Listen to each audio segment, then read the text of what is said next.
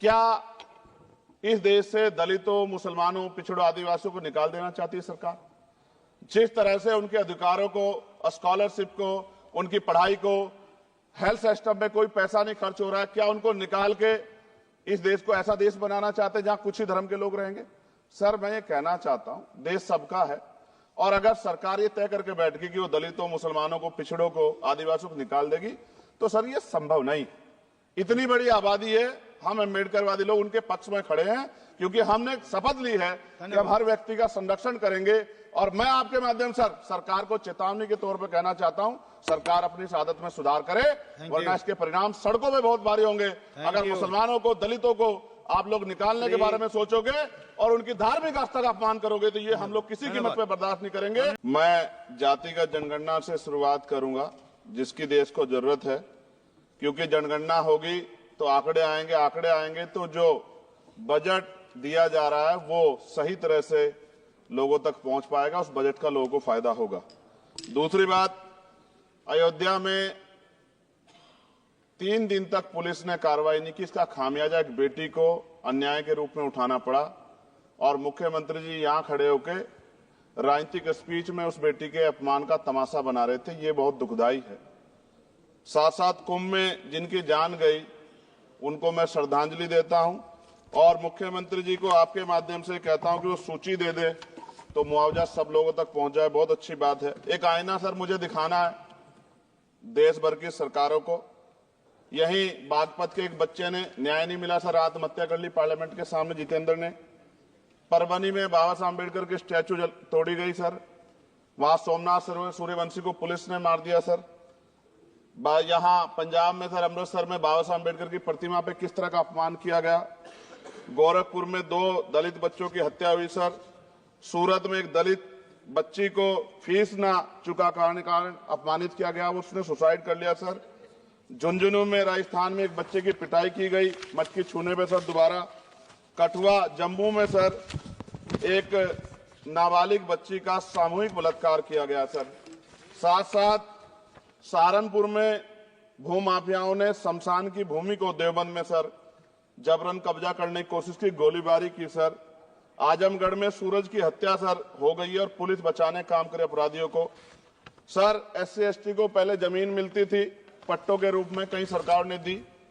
उन जमीनों को पहले तो दबंगों ने कब्जा के रखा, और अब उन जमीनों को सरकार भी छीन रही है सर। शहर में रहने वालों को, SC ST को आवासीय पट्टे दिए जाने चाहिए। आजादी के 75 साल भी घर नहीं है, बाद भी SC ST के बच्चों को जो स्कॉलरशिप दी जाती थी, केंद्र और राज्य का आपसे विवाद है कि 60% आप दोगे, 40 हम देंगे। इस चक्कर में कई बार स्कॉलरशिप सब नहीं समय पहुंचती, मानसिक प्रताड़ना होती है, स्कूल परेशान करते हैं, कॉलेज। इसलिए मेरी राय है सर कि 0 बैलेंस पे उन बच्चों का एडमिशन कराया जाए।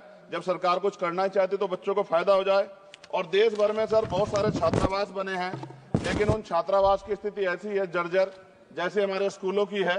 इन छात्रावास का जीर्णोद्धार करा जाए, उनकी रख रखाव का ख्याल रखा जाए, क्योंकि यहाँ देश का भविष्य तैयार हो रहा है। और ऐसी हालात सर स्कूलों की है, स्कूलों के हालात आप देश भर में, मैं उत्तर प्रदेश से आता हूँ, जाके देखोगे नगीना क्षेत्र में सर, अगर स्कूल गिर जाएगा किस दिन बहुत बड़ा हादसा हो जाएगा, कोई पूछने वाला नहीं है सर।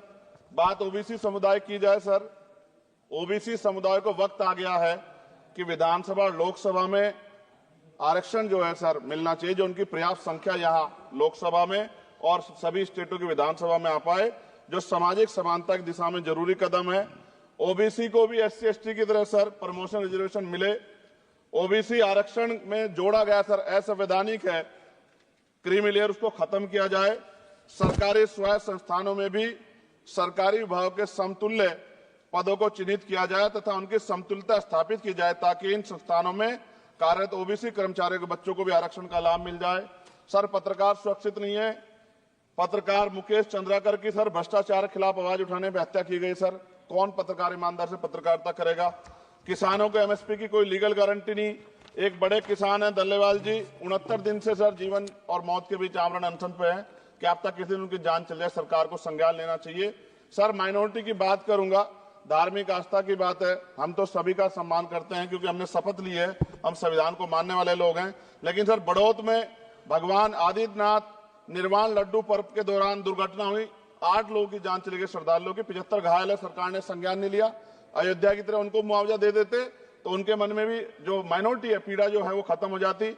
न्यायालय द्वारा पारित आदेश के बावजूद जैन समाज को जैन महातीर्थ गिरनार जूनागढ़ गुजरात पे पूजा करने रोका जाए, जो उनके मौलिक अधिकार का उल्लंघन है। सर, बरेली में सार्वजनिक रूप से हजरत पैगंबर मोहम्मद साहब के खिलाफ सार्वजनिक अपमानित गाने चलाए गए। क्या सर मुसलमानों की धार्मिक आस्था का सम्मान नहीं होना चाहिए? उनका भी तो आजादी में योगदान है। और इनको अपराधियों किसका संरक्षण है कि खुलेआम इतने इस तरह गाने बजा के अपमानित कर रहे हैं? संभल की हिंसा में सर 74 लोगों की गिरफ्तारी हुई है और वहां के मुस्लिम डर के साए में है। सरकार बेगुनाहों की गिरफ्तारी बंद करे। महाराष्ट्र में सर चंद्रपुर जिला पड़ता है, मैं अभी गया था, तालुका चिमूर में ताडोबा फॉरेस्ट में संग्रामगिरी पहाड़ पर बौद्ध स्थल है सर, बहुत पुराना। वहां बौद्ध भिक्षु को सरकार बिजली नहीं देती, रास्ता नहीं देती और इतनी बुरी हालत में उनकी धार्मिक आस्था क्या है सर? तथागत बुद्ध की ज्ञान स्थली होने के कारण बोध गया में बौद्ध धर्म के अनुयायियों के लिए जो बहुत महत्वपूर्ण स्थल है सर, इस स्थल पर अवैध कब्जा हटवाकर बौद्ध धर्म के अनुयायियों को सौंपा जाए। उनमें बड़ी चिंता, देश विदेश से लोग आते हैं तो यहाँ हमारे देश की छवि भी खराब हो रही है। और अभी 12 फरवरी को सदगुरु रविदास जी महाराज की जयंती है और 14 अप्रैल को बाबा साहब अम्बेडकर की, 11 अप्रैल को राष्ट्रपिता ज्योतिबा फुले। इनको मानने वाले लोग नए कार्यक्रम करना चाहते हैं। अभी जिस विचार की सरकार है सर वो तो कोई कार्यक्रम कर लें, लेकिन अगर ये कार्यक्रम करना चाहते हैं तो इनको कोई छूट नहीं है और नई परमिशन नहीं मिल रही। खत्म करूंगा सर, अंत में थोड़ा सा और रह गया सर, इसको खत्म करूंगा। लेकिन सर मैं जानना चाहता हूं क्या सरकारी पैसे पे एक ही धर्म का अधिकार है? दूसरे धर्म के धार्मिक आयोजनों पे अभी कुंभ में 7,500 करोड़ रुपए खर्च किया आपने। आप रविदास जयंती पे कितना खर्च करेंगे? आप 14 अप्रैल को डॉक्टर बाबा साहब अम्बेडकर जिनकी जय जयकार होती है उन पे कितना खर्च करेंगे? और उनके विचारों को आगे बढ़ाने के लिए आप क्या सहयोग करेंगे? ये सवाल बहुत बड़ा है। और अंत में सर मुझे आपसे आपके माध्यम से सरकारों को कहना है सर, क्या इस देश से दलितों, मुसलमानों, पिछड़ों, आदिवासियों को निकाल देना चाहती है सरकार?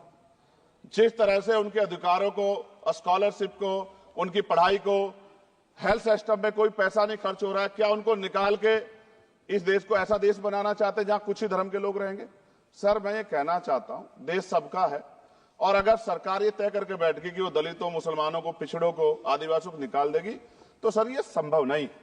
इतनी बड़ी आबादी है, हम अम्बेडकरवादी लोग उनके पक्ष में खड़े हैं क्योंकि हमने शपथ ली है कि हम हर व्यक्ति का संरक्षण करेंगे। और मैं आपके माध्यम से सरकार को चेतावनी के तौर पर कहना चाहता हूं, सरकार अपनी इस आदत में सुधार करे वरना इसके परिणाम सड़कों में बहुत भारी होंगे।